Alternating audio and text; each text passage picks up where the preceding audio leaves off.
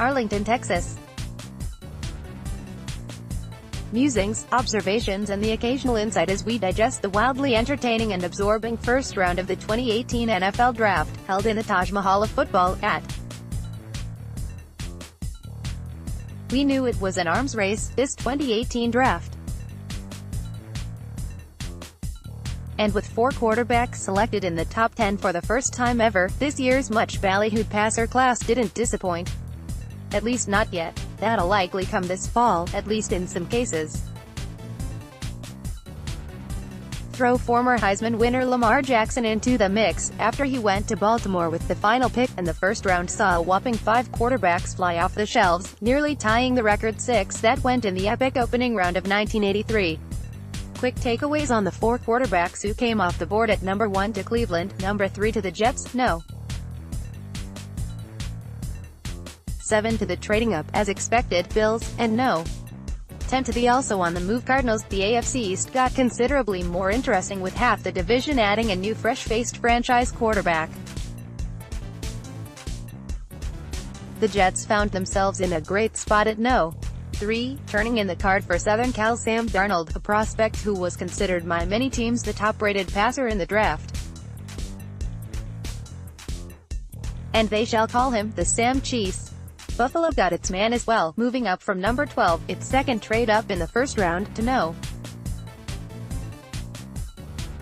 7 to select Wyoming's Josh Allen, who had the most tumultuous draft day experience of any player. Allen has boom-bust potential, but if he's a boom, the Bills might finally in time have their heir to the big arm of Hall of Famer Jim Kelly. The Jets' big trade to get from no. 6 to number 3 was very costly at 3 second-round picks, but it might well pay off handsomely with Darnold falling to them.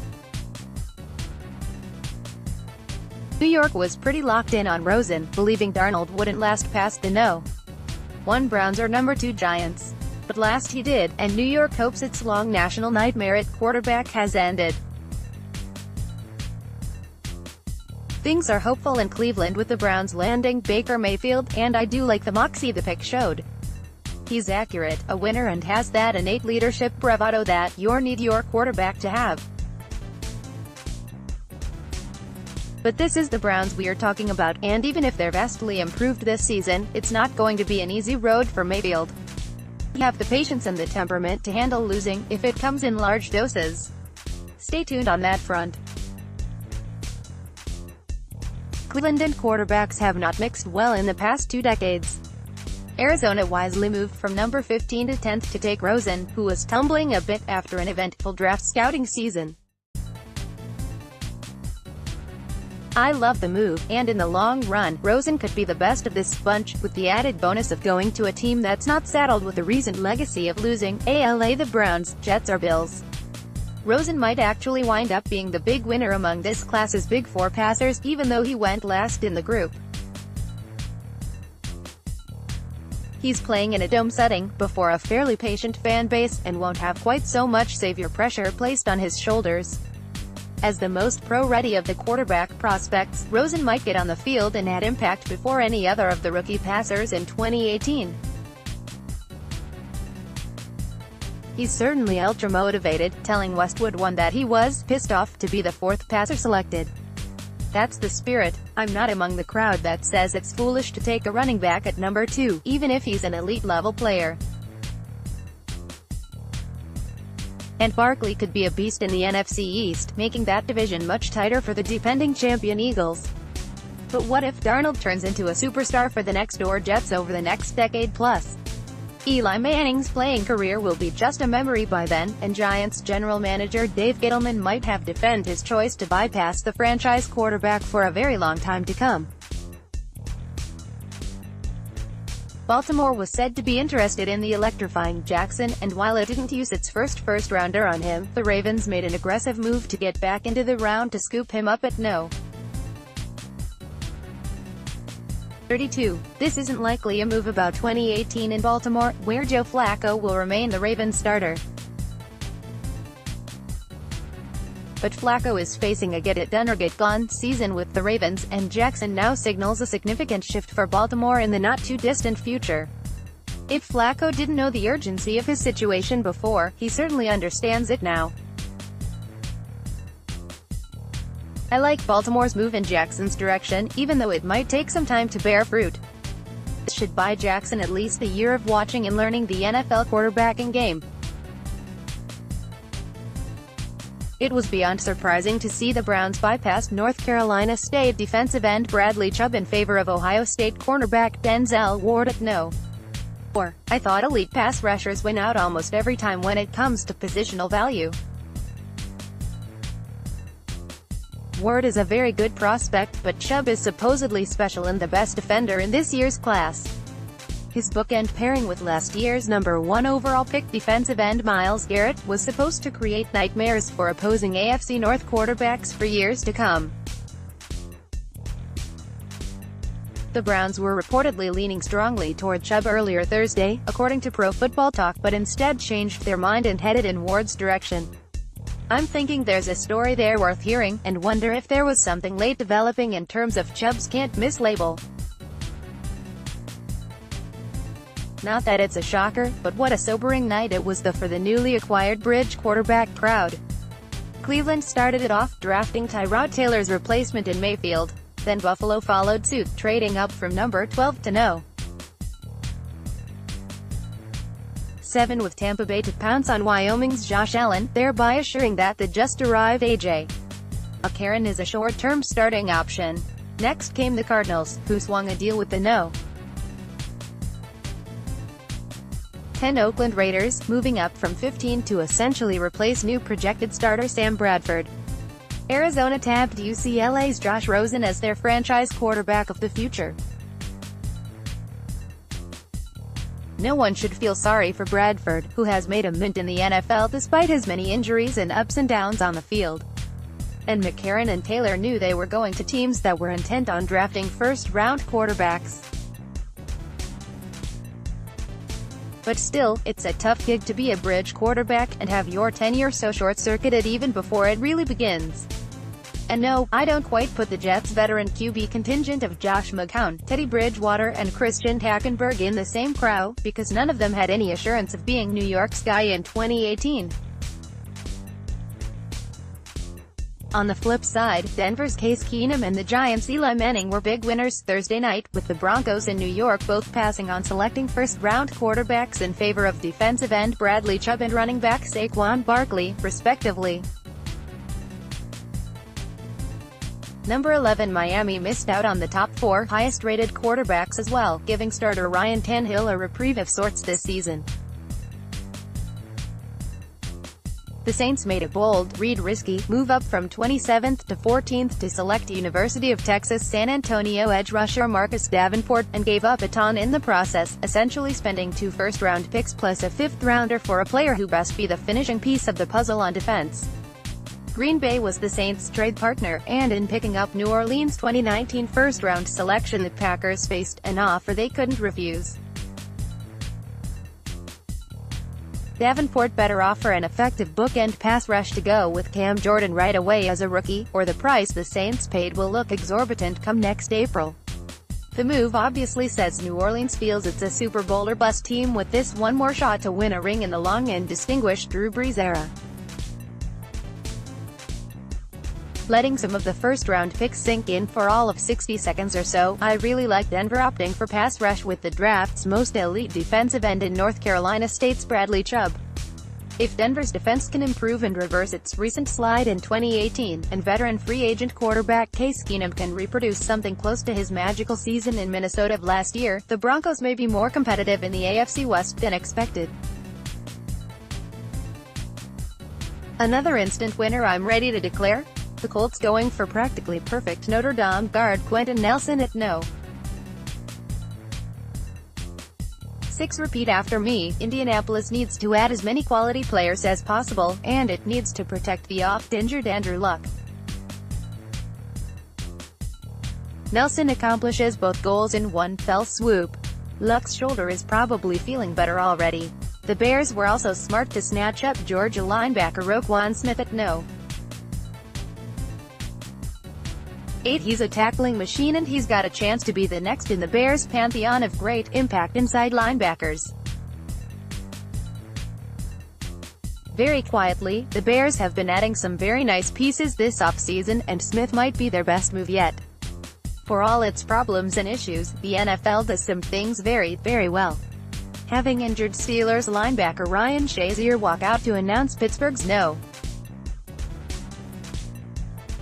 28 pick in the first round was a moving and uplifting big stage moment on a night that is often overstated and overdone. The Steelers selected Virginia Tech defensive back Terrell Edmunds, the brother of Hokies linebacker Tremaine Edmunds, who went to Buffalo at No. 16. Shazier and his fiancée came out to thunderous cheers and more than few tears. His spinal cord injury was perhaps the darkest moment of the 2017 NFL season, but his appearance Thursday night was this offseason's high point. Let's hope the positive trend line continues for Shazier in 2018. If this is to be his last year running the Ravens draft, trade-happy Baltimore general manager Ozzie Newsome went out with a bang in the first round, dealing down twice from No. 16 to No. 25 in the process. The Ravens essentially transformed a fifth-round pick into the opening selection of the third round, then somehow flipped a sixth-rounder into a fourth-rounder. All for moving back just 9 spots. With the number 25 slot, the Ravens took the tight end they need, taking South Carolina's Hayden Hurst. And just to prove he's still got it, Newsome then dealt the Ravens back into the very bottom of the first round, picking up the Eagles' No. 32 selection and using it to take Jackson. That means both Cleveland and Baltimore in the AFC North had a pair of first-rounders come aboard Thursday night, with both taking potential franchise quarterbacks. Okay, Washington, we see what you're up to. Adding as many Alabama defensive stars as possible appears to be the plan in the nation's capital. Jonathan Allen last year in the first round, and Deron Payne this time around, at No. 13. Both play defensive tackle, and run stuffers are probably wise choices in a division that now features both Saquon Barkley with the Giants and Ezekiel Elliott with the Cowboys. And the Eagles have been known to run the ball a little bit, too, with Ajayi and co. Some of the bigger surprises of the first round were the absences of such players such as Boston College edge rusher Harold Landry, UTEP guard Will Hernandez and LSU running back Darius Geis. Seattle shook up the running back class at number 27, taking San Diego State's Rashad Penny, whom few pundits and analysts had making the first round. Iowa cornerback Josh Jackson is another prospect who should go early in round 2 Friday night, and Oklahoma State quarterback Mason Rudolph should be the first passer off the board in the second round. I have no problem with either of the Patriots' 2 first-round picks, because the Georgia duo of tackle guard Isaiah Wynn and running back Sony Michel both add quality to the roster and fill needs. But I have to admit I didn't see New England going offense with its selections, after watching its defense get torched in the Super Bowl loss. Pretty sure Alabama linebacker Rashaan Evans would have been the choice at No. 23 for the Patriots, if that sneaky Mike Vrabel in Tennessee hadn't dealt up just ahead of New England to take him at No. 22. Well played, young Mr. Vrabel. Well played. But Patriots fans are going to love the versatile and elusive Michel, who's instantly one of the favorites for the NFL's Offensive Rookie of the Year. You may or may not like or believe in him as a quarterback or the potential face of a franchise, but how can anyone not instantly deify Mayfield for that exquisite recreation of Brett Favre's memorable night? Like, where'd you get that late 80s portable phone for the shot? At least since Radio Shack went out of business, Mayfield didn't attend the draft, but if we got that classic homage to Favre out of the deal, his absence will be well worth it. I think if the Browns were on the fence at all about Mayfield, that photo alone should have proven to be the clear-cut tiebreaker in his favor. It was Hall of Fame material. It seems it wouldn't be an NFL draft anymore without seeing one highly ranked first-round prospect take a severe hit to his image on the cusp of the draft. From La'el Collins in 2015 to Laramie Tunsil in 2016, and now there's the Josh Allen cautionary tale to consider. Allen's ill-advised social media musings as a teenager aren't a death knell to his NFL career, but the timing of their release couldn't have been much worse, and they're a bad look no matter how you cut it. Allen's unearthed comments on Twitter gave the league pause on Thursday, and anything that makes an NFL team think twice about a prospect is a potential problem.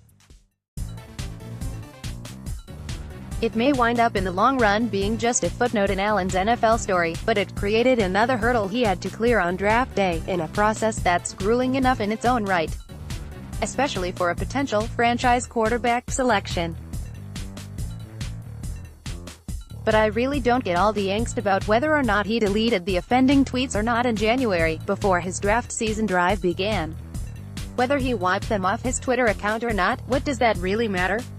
He still admits to, and apologizes for, the thoughts behind them, and that's the crux of the matter. Not whether he or his agents did thorough cover-up work. Taken on its face, I accept and understand Shad Khan's point that his proposed purchase of London's Wembley Stadium is a move that helps solidify the standing of his Jaguars in their home market of Jacksonville, given the team's commitment to play games at Wembley at least through the 2020 season makes up part of its financial standing. But the potential for things to get complicated and perhaps messy at some point between Khan, Jacksonville and London is obvious. Once Khan's purchase of the historic London venue is approved, he'll hold a pretty huge bargaining chip of leverage over Jacksonville if anything ever goes sideways in their relationship, or the Jaguars start positioning themselves for an upgrades to Everbank Field.